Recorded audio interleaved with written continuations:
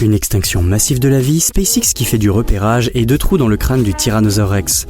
Nous sommes le samedi 7 septembre, je suis Jean-Sébastien, bonjour à toutes et à tous. Voici votre concentré d'actualité scientifique sélectionné par MaxiScience.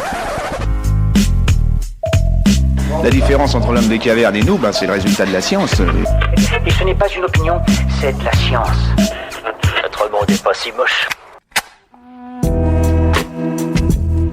Des chercheurs ont découvert des traces relatives à une extinction massive de la vie qui s'est produite à l'ère de la Grande Oxydation, une catastrophe écologique arrivée sur Terre il y a 2 milliards d'années, durant laquelle le climat terrestre fut impacté par une soudaine montée de la quantité d'oxygène dans l'atmosphère. Cette extinction de la vie, plus grande qu'on ne le croyait, est liée à la disparition des êtres unicellulaires vivant à l'époque, qui se multipliant trop vite auraient souffert d'une vaste famine après avoir épuisé la majorité des éléments nutritifs disponibles. SpaceX est déjà en train de sélectionner des zones d'atterrissage pour ses prochaines missions vers Mars. 9 zones ont été sélectionnées et toutes ont un point commun. Il se pourrait que de l'eau gelée se trouve au sol, pouvant être exploitée pour permettre de faire vivre les futures colonies, mais également servir de carburant pour les vaisseaux.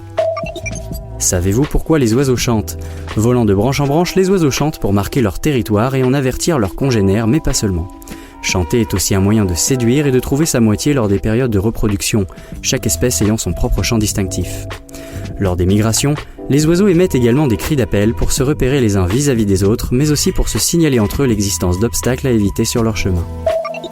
Dans une récente étude, des chercheurs ont trouvé la raison pour laquelle le Tyrannosaure Rex avait 2 trous situés dans la partie supérieure de son crâne.